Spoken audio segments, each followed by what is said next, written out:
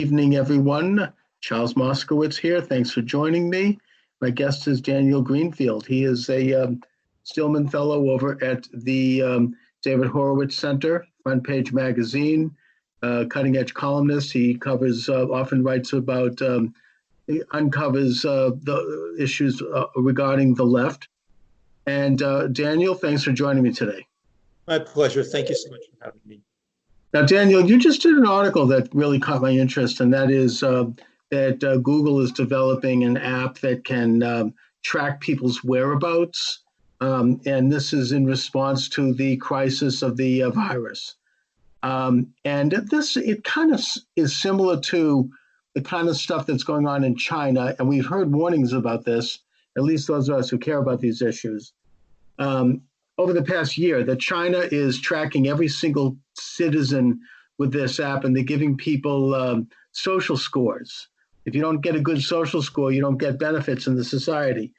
It's kind of an update on what China used to do, and probably still does, back when they would have block managers who would watch the neighborhood to make sure, spy on people, make sure that no one said anything or did anything that was seen as, quote, politically incorrect. Like, for example, if a woman became pregnant after having the number of children allotted, she could get a knock on the door and taken out and forcibly aborted, and other such things. And now there's always been a fear that this is coming to the United States and that Google is going to start to do the same type of thing here. So I'm concerned that the pandemic is being used as an excuse to do just that. What say you, Daniel?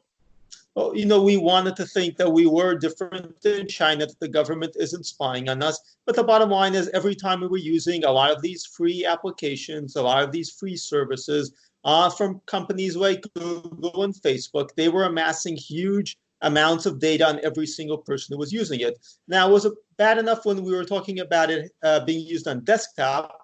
But when it's on your phone, they're able to track you in very, very detailed ways. When people started putting smart speakers in their home and smart assistants, they were effectively eavesdropping on you. People effectively were wiretapping themselves. Now, all this huge amount of information was definitely being used by these huge .com monopolies. The question was, what was their level of interaction with the government? So now what Google is doing is extremely disturbing because, a whole lot of people have Android phones like Google. Even when people don't have Android, when they have Apple, when they have iPhones, if they've got any Google apps on them, those apps are communicating with Google. And what Google is doing right now is they're using data, location data, from among other things, Google Maps, to track where people are going and to assemble these databases, which they're actually making public, that will list our people in this area engaging in appropriate social distancing by tracking where you're going. Now, effectively, it means that every single phone, or pretty much every single phone, unless you've got this kind of old-fashioned flip phone that my wife uses, Google is tracking you. And they're putting this information out there. It's meant to be used by public health officials, which basically means government organizations, to take action. So if they decide people in a particular area are not engaging in appropriate social distancing, we can engage in a crackdown. All this is sourced from data that you're actually giving to them whenever you go anywhere. Even if you never open a Google app, if the apps are on your phone, then Google is effectively tracking you. Well, I mean, already under the guise of the pandemic, there's a virtual medical martial law in much of this country, and the left is clamoring for the whole country to be put under this law. They want the federal government and President Trump to basically declare complete control over the states, turning them into moot entities, and in the name of an emergency, engage in complete and utter power, to deal with this. And more locally on a state level, to echo what you're talking about, Governor Andrew Cuomo of New York is now allegedly, or based upon the most recent information I've seen, he's going to have the state literally go to people's doors and people's businesses and confiscate things like masks and respirators and other supplies that the city needs. Now, there's no question the city should get these things, but the point I'm making here is that under the guise of an emergency, this is a major erosion of property and of freedom. And it kind of dovetails into what you're saying here about what Google is doing, because how could the state of New York know where these people are if it wasn't for things like Google or some other means of gaining that information? So New York is doing this, New Jersey is doing this. I imagine more states are going to follow suit. And this is really part of the bigger picture. We're seeing this huge shift, this reconfiguration of the relationship between people, individuals, and the government. So everything that we've been seeing in the last month or so would have been completely unimaginable if you told the average person even 2 months ago that the government is going to seize control. People are going to be prevented from leaving their homes.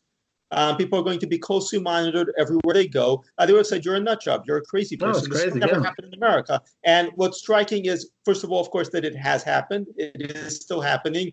We've still got further to go. And two, how little protest, how little opposition there's been. Well, look, I mean, again, we're facing a kind of a hysterical buildup to this with awful, dire claims that I think are greatly exaggerated, in my opinion. I'm not a doctor, but even so, even if they are true, we have to be very careful about this naked seizure of power on the part of the government, and we have to at least make sure that we return to status quo ante after the fact. And I also would add that I thank God that Donald Trump is president right now, because can you imagine if Hillary were president or some liberal? We would have martial law right now. We would have concentration camps. We would have the federal seizure of entire industries, a nationalization of the economy. We've heard people on the left openly talk about this, like Mayor of New York de Blasio, who called for the nationalization of industry. And we've seen this tendency on the left, this idea that the criticism of Trump is he's not taking enough powers. He issued the Emergency Power Act, but he's not implementing it totally. He's being very careful and very selective in his use of that power. And so I'm grateful that we have a more conservative president here, who is not getting sucked into this massive totalitarian trend that we're seeing right now, and it's very alarming. Yeah, well, we do have an election coming up, and while we do have President Trump, we should definitely appreciate him.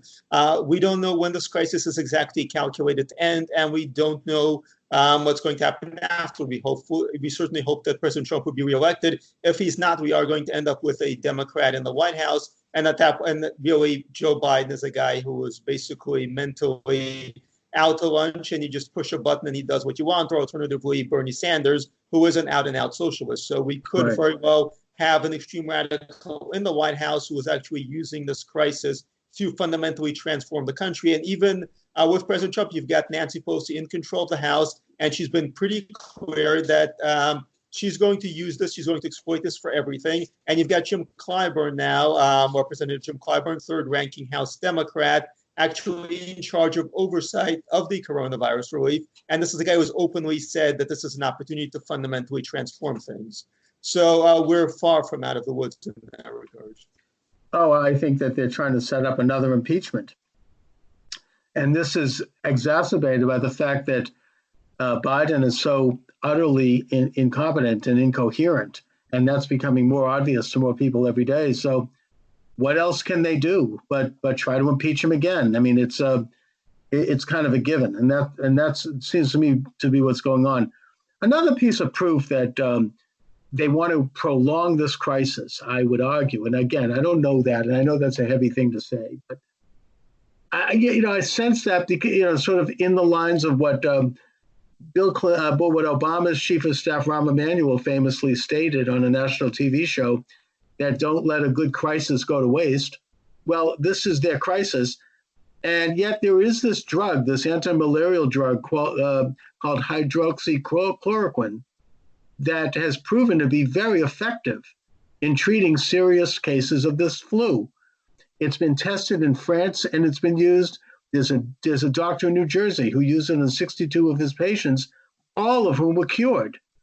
And look, I'm not a doctor here, and I know that technically, in a normal time, this would still be seen as something that requires more study.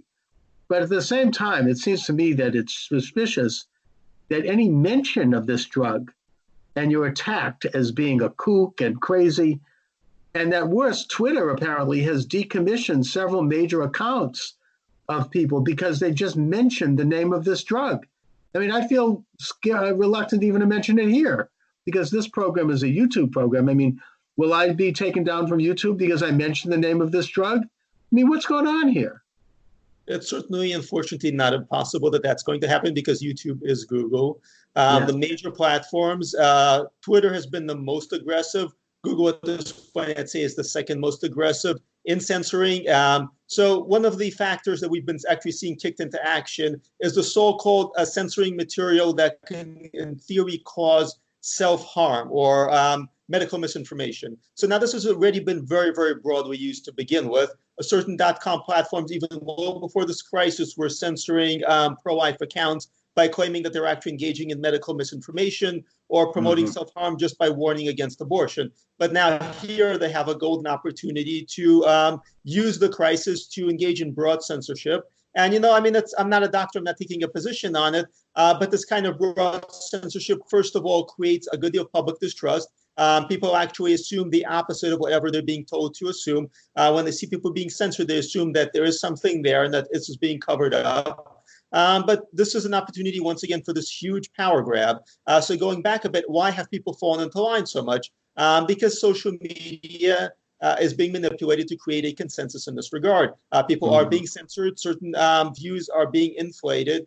And so when people hear the same view repeated over and over again on Facebook, on other media platforms, their response is that this must be true. Before social media, I don't think we could have gotten this kind of broad response from Americans where people are just climbing on board with this without asking questions. The genius of social media is that it appears organic. It appears as if you're surrounded by people who all agree and are saying the same thing. In practice, of course, there are algorithms that are shaping how people respond to it. Well, you know, it seems to me that there is a virtual monopoly here that's very similar to the kind of monopoly that was held by the oil companies at the turn of the century when Teddy Roosevelt busted Standard Oil into 7 pieces. I wonder if there should not be similar action taken now, in that so much of this control over the means of communication, which of course is the classic definition of socialism, even though technically they're private, they're acting as a proxy, that is in the hands of this small group of people. What do you see? What do you think is the best policy in terms of confronting this behemoth that is deciding what we see and don't see, what we hear and don't hear? So before this crisis, there was actually a major push and even seemingly a consensus by Republicans and Democrats that Google, Facebook, that the big .com monopolies needed to be broken up.